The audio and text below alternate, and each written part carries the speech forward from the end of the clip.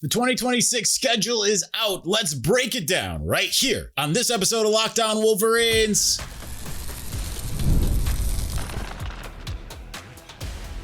You are Locked On Wolverines, your daily podcast on the Michigan Wolverines, part of the Locked On Podcast Network, your team every day. Happy Tuesday. We're back and doing it. Locked On Wolverines podcast, part of the Locked On Podcast Network, now the number one sports podcast network.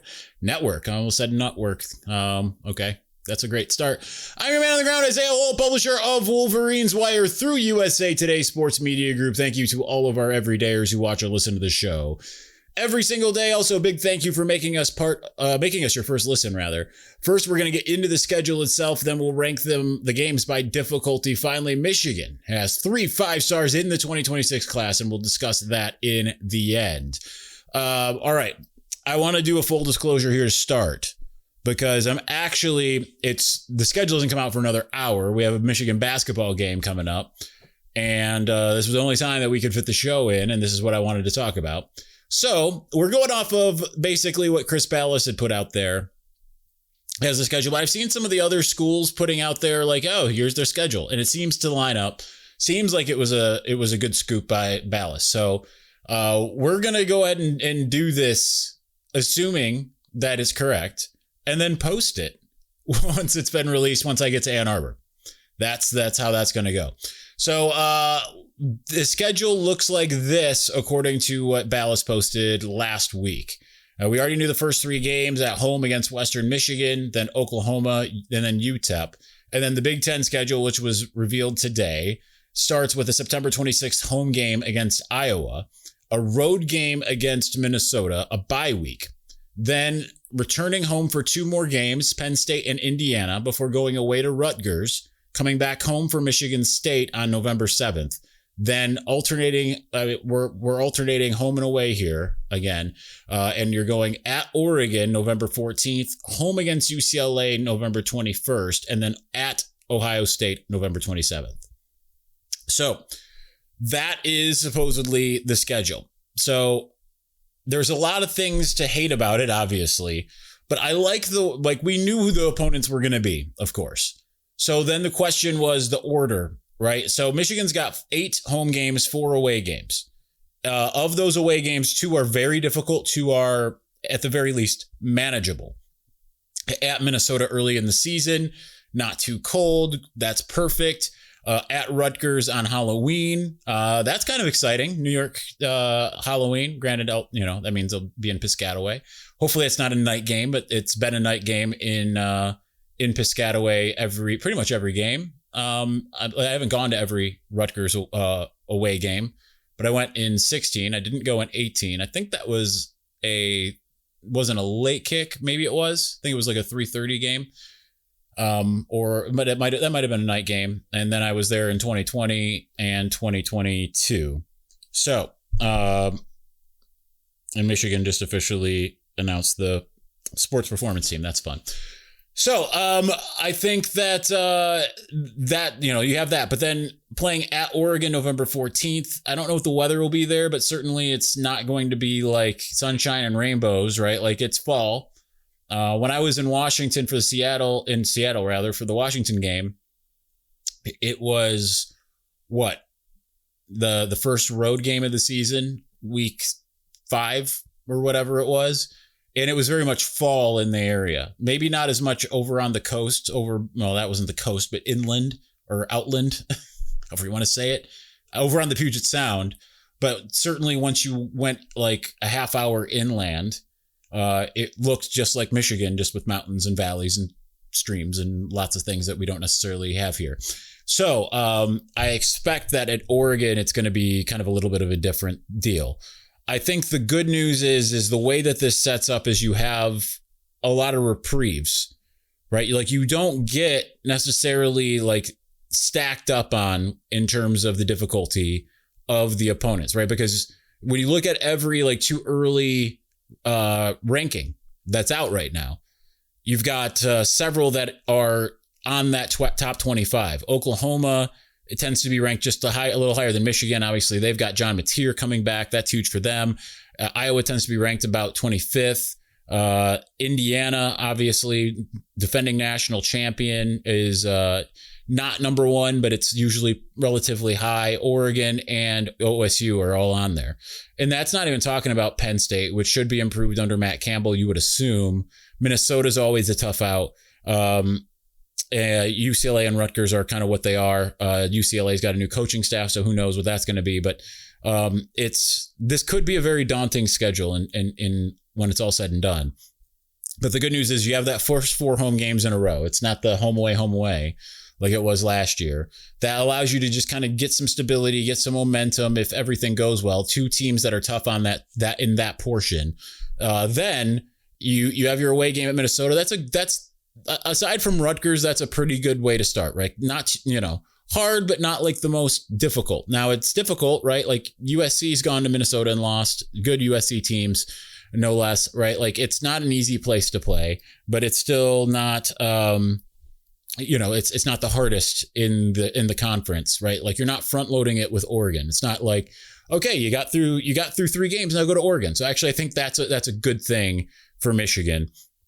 And then to have that bye there, 1 bye between Oregon and Penn State. I don't love that. I would love if that bye more so came. I mean, it's nice that it comes essentially in the middle of the season after the first 5 games, but to have that cross country trip without a bye surrounding it, that kind of is not the most fun or fair thing. I don't think. I kind of thought they were going to insulate everyone's schedule kind of with a bye surrounding their West Coast road trip, but apparently that's not the case. But the fact that you get it, it's like, okay, now you got Penn State and Indiana at home. Okay. Then breath, then going to Rutgers, coming home to MSU, going to Oregon, coming home to UCLA. I think that the ebb and flow, at least of the schedule, the way that it is probably about as good as you can ask for it to be, right? 4 homes, 1 away game, 2 homes, 1 away game, home away. Right. That's a nice ebb and flow just to kind of get into the habit of it all. If you're only going to have 4 away games compared to the 6 that they had last year, I think that's a good way to space it, right? Like it's the only thing that could make it better if it was, 4 homes, 1 away, 3 homes, 1 away, home away. I think that would be the only way that would be maybe even a little bit more equitable, but it kind of gives you the ability to get into that schedule and get things done the way that you want to. So what games are the hardest? Which ones are going to be easier? Let's get into that, and we're going to do that here in just a moment. But before we do, this is Mazda's moving the game forward for those who show there's more to the score than what's on screen. Going back to Friday's game, though he was the leading scorer, Axel Lendeborg never quit, never gave up, kept grinding against Ohio State, leading the team in score, offensive rebounds with 6 rebounds overall, and being the engine that kept the Wolverines going against the Buckeyes. He was the difference maker in what ended up being a surprisingly tough game. He reminded us of what it really takes to raise the bar. It's the extra work off the court, dialing in every detail, giving it that extra fire, that grit, and that I never quit. We put the same passion into every model. Highlights make the reel. What it took to get there makes it count. There's more to Mazda because there's more to you.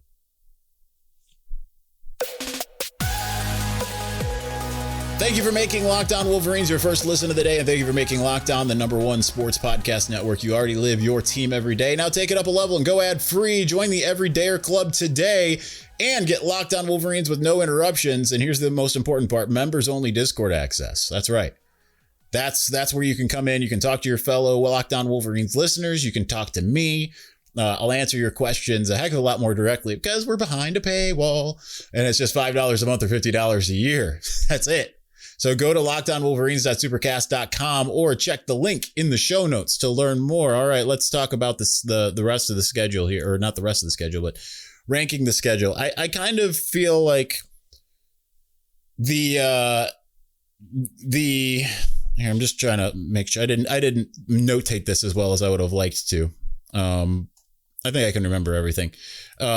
But I think 12 and 11, I didn't really do any research into who's better or worse, UTEP or Western Michigan. So I just put UTEP at 12, Western Michigan at 11.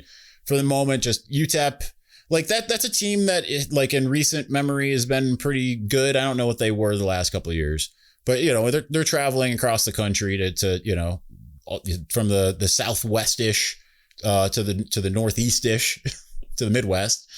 So, I mean, I think that's going to be a difficult game. It's week 3. Michigan will kind of have its bearings a little bit, depending on how it went against Oklahoma. Either Michigan's riding high or wants revenge.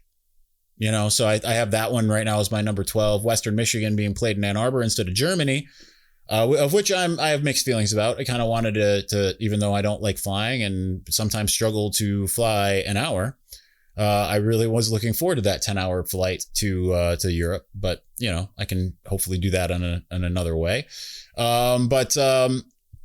Nonetheless, it's taking place in Ann Arbor on September 5th, opening the season.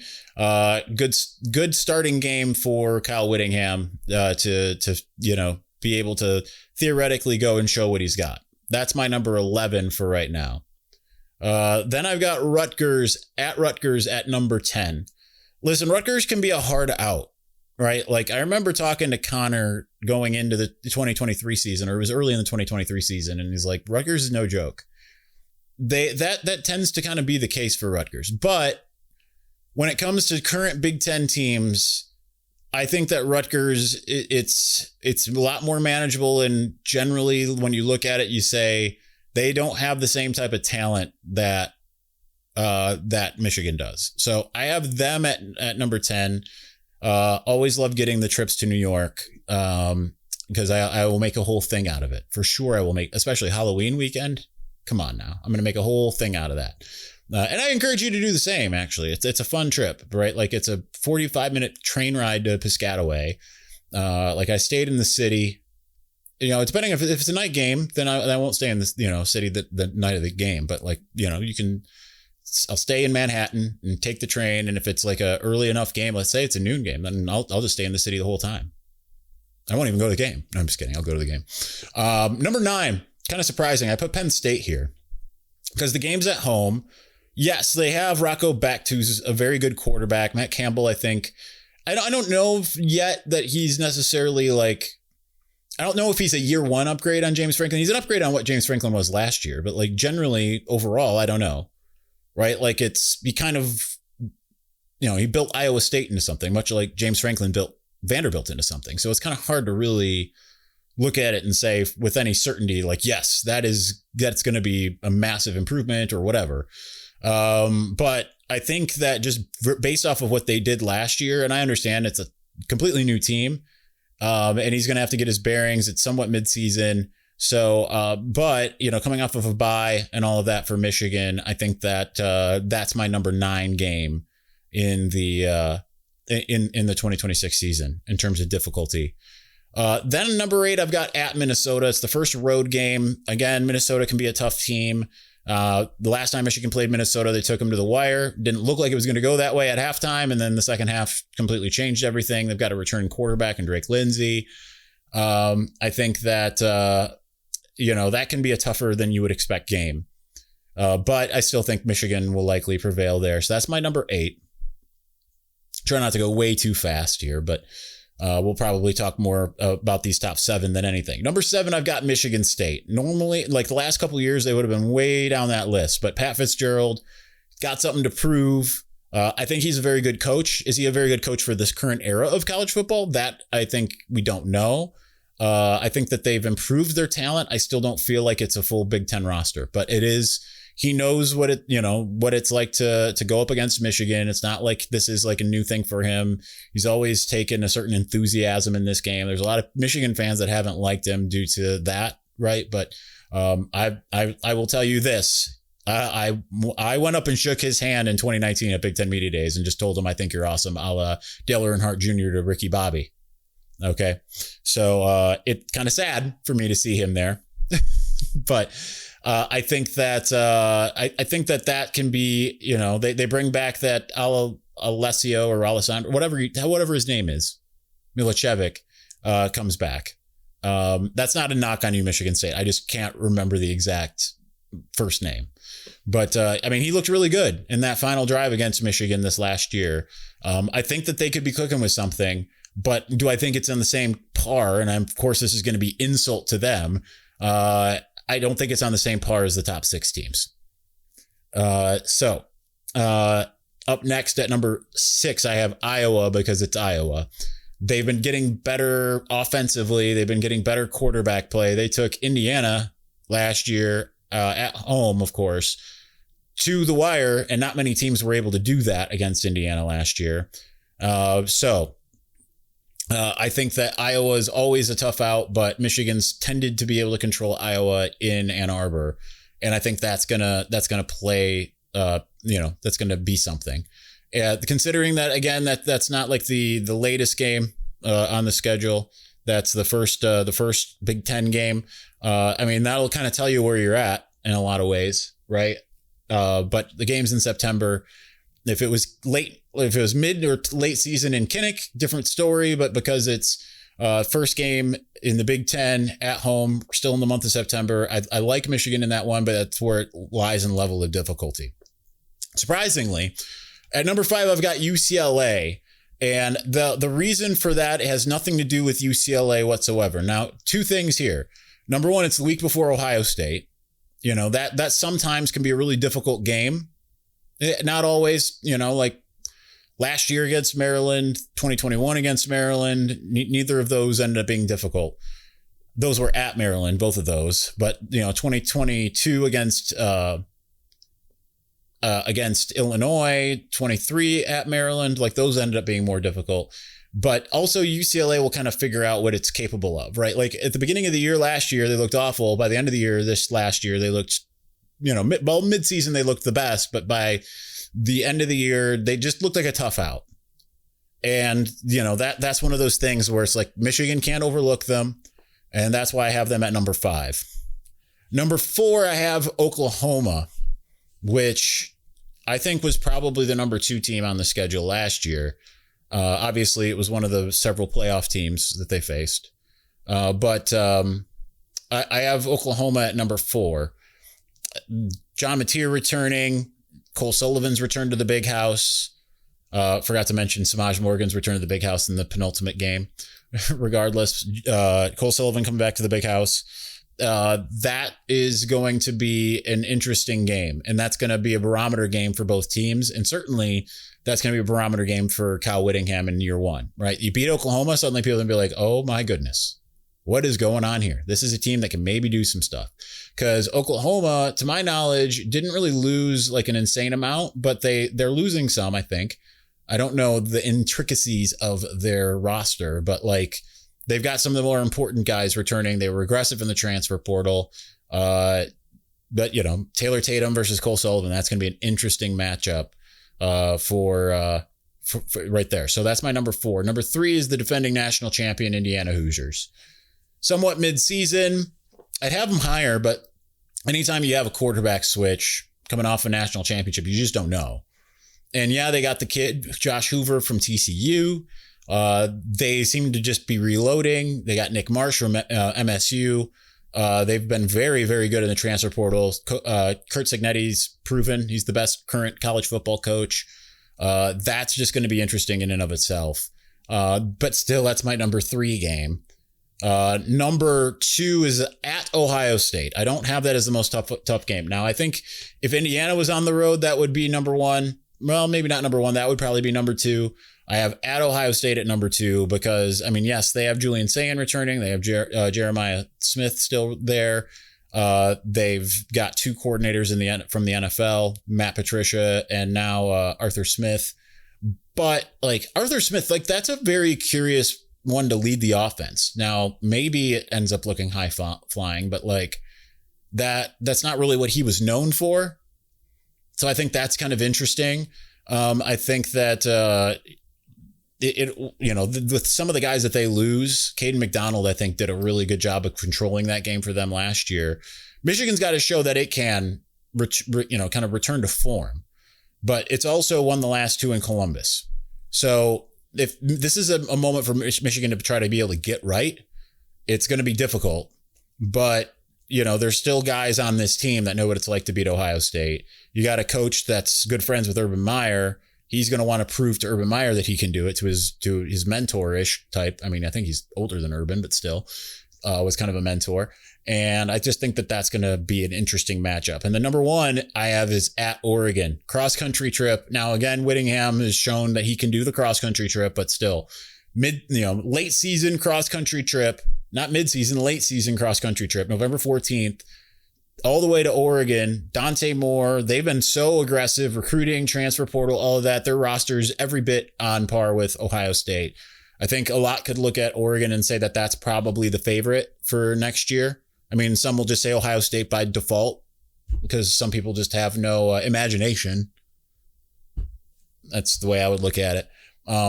I think that's going to be really, really difficult. And this is going to be one of those marquee games for them. So depending on what happens before it, it might not be the death knell if they lose that one, right? As long as you win that Ohio State one. But those top 4 games are going to tell you everything you need to know about what Michigan's going to do. And it's going to be really, really challenging. So there's that. The good news is they got some help coming in. Let's talk about the 3. Now it's 3 5-stars in this class. Let's do that here in just a moment. But before we do, tax season doesn't have to take over your life. This year, tax season is making it easier than ever to just hand things off and move on with your day. With TurboTax Full Service, you can have your taxes done for you by a trusted local expert start to finish without the stress or guesswork. Instead of spending hours trying to figure out forms, you can meet with a local TurboTax expert in person or connect online. They handle everything from W-2s to self-employed forms and work to get you every deduction. You can upload your documents, go about your day, and get updates right in the TurboTax app. It's a huge time saver and gives real peace of mind knowing that an expert is handling it. So for a limited time, you can have your taxes done by a local TurboTax expert for just $150 all in. If a TurboTax expert didn't file for you last year, just file by February 28th. Take taxes off your plate and get back to your life. Visit turbotax.com/local to book your appointment today.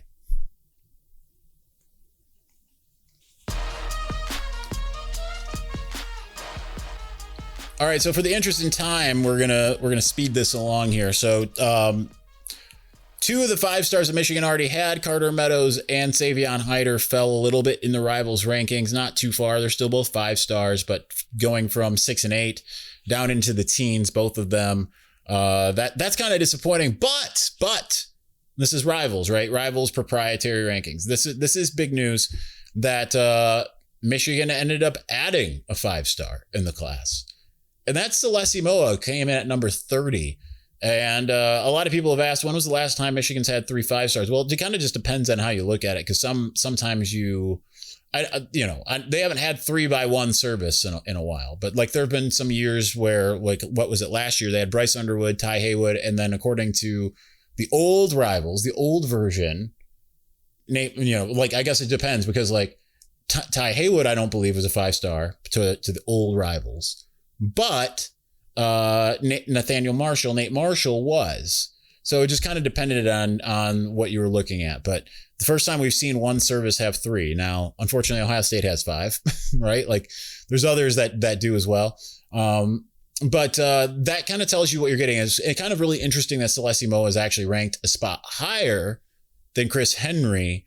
And Chris Henry's not even Ohio State's top receiver anymore. Jerquaden Guilford, if you remember the Purdue decommit that Michigan was kind of going after, he ended up being their top ranked wide receiver, which is really interesting. But that's I think that gives you a lot to play with, because at least 2 of those 3 I think you're going to see in year 1. Generally, when you look at 5-stars, if they're not offensive linemen, I tend to be of the belief you're going to see them in year 1. Offensive linemen, maybe not, right? And I mean, obviously Babalola was hurt. We didn't really see much Ty Haywood last year. So, and he's obviously gone anyway. But like, skill positions, 5-stars, I feel like you're going to see them year 1. And so like, you're going to see Savion Hiter. You're going to see Salesi Moa, probably at wide receiver. They're highest on him at corner of all places. Some people say safety.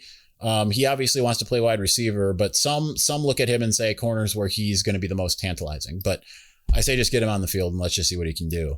But he's a guy that I think people are going to be really, gravitating behind here now that he's a Wolverine. It's like I said earlier a couple weeks ago, that if he would have committed over the summer, there would be a lot more excitement about him than there currently is. But I think he deserves every bit of it that he's going to get now.